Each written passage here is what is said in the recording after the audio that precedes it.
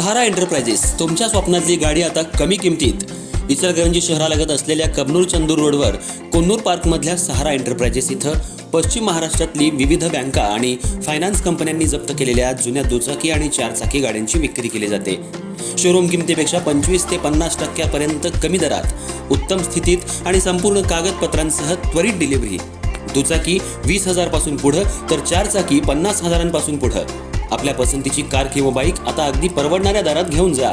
विश्वास, पारदर्शक व्यवहार आणि उत्तम सेवा हेच आमचं वैशिष्ट्य. पत्ता Konnur park, Kabnur Chandur road, Ichalkaranji. Proprietor Rajubhai Ajgar. संपर्क 8055810910 आणि 9860785786. सहारा एंटरप्राइजेस, दर्जा, विश्वास आणि बचत यांचं परिपूर्ण ठिकाण.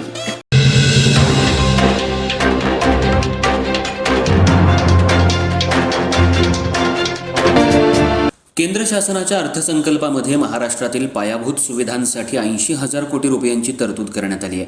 राज्यातील नगरपालिका, महानगरपालिकांच्या विकास कामासाठी निधी कमी पडणार नाही, पण त्यासाठी विकास कामातील अभिनव कामांची वेगळी दृष्टी असली पाहिजे, अशी अपेक्षा उच्च आणि तंत्र शिक्षण मंत्री चंद्रकांत पाटील यांनी सोमवारी व्यक्त केली.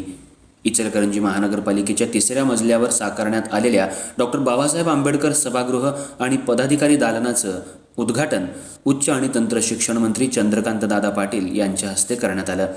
त्याप्रसंगी ते बोलत होते. इचलकरंजी महानगरपालिकेचा GST परतावा, शहराचा पाणी प्रश्न सोडवण्यासाठी निश्चितपणे प्रयत्न केले जातील असं आश्वासित करून मंत्री पाटील यांनी विकास कामांसाठी निधी हा महत्त्वाचा भाग असतो. सकल उत्पन्नाच्या 25% इतकं कर्ज महापालिकांना मिळू शकतं. इचलकरंजी महानगरपालिकेचा सध्या 18% इतका कर्ज पुरवठा झाल्याचं दिसतो. केंद्र सरकारच्या यंदाच्या अर्थसंकल्पामध्ये महाराष्ट्रासाठी नगरपालिका, महानगरपालिकांच्या पायाभूत सुविधांसाठी उपलब्ध होणार आहे. तथापि नगरसेवकांनी रस्ते, गटारी याच्या पलीकडे जाऊन विकास कामांचा विचार केला पाहिजे. जगामध्ये 60 देश असे आहेत की जिथं अर्थव्यवस्था ही पर्यटन आणि शिक्षण यावरच चालली आहे. हे देश का वाढतात, त्यांचा आर्थिक विकास का होतो, याचा शोध नूतन नगरसेवकांनी घेतला पाहिजे. अशाच पद्धतीचे बदल आपल्याकडं कसे करता येतील याचाही त्यांनी विचार केला पाहिजे.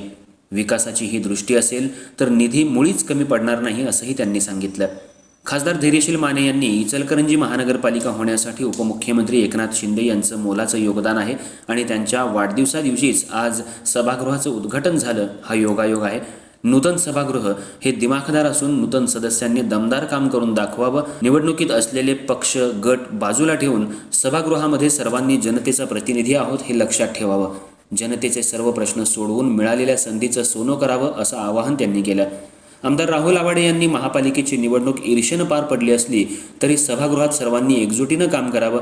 जनतेच्या अपेक्षा आणि प्रलंबित प्रश्न सोडवताना या सभागृहात विकासाला प्राधान्य दिलं जाईल, अशी अपेक्षा त्यांनी व्यक्त केली.